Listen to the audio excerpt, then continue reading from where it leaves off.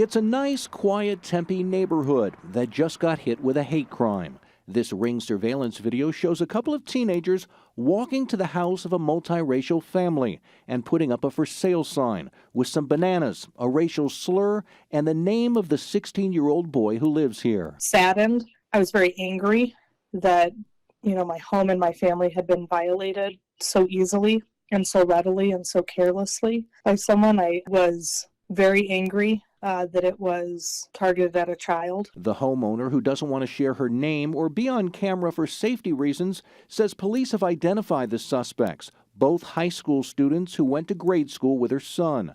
We're told the suspects have been bullying her son for months on some video gaming sites, making an assortment of racist comments. She's really helped. Matthew Whitaker is friends with the family that was targeted.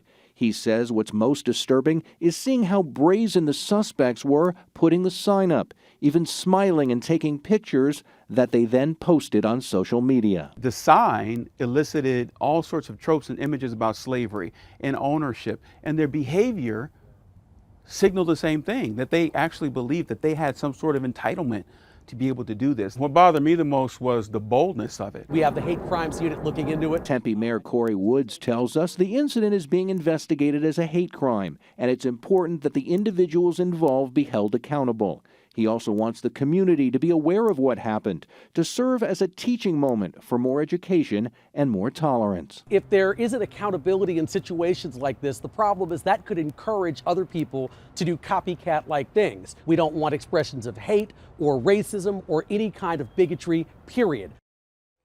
The homeowner tells me she's been in contact with the principals of both Valley high schools where the suspects were enrolled. She said one of the teens was expelled right away. She doesn't know if the other one has been punished. Both teens could still face criminal charges. Back to you guys.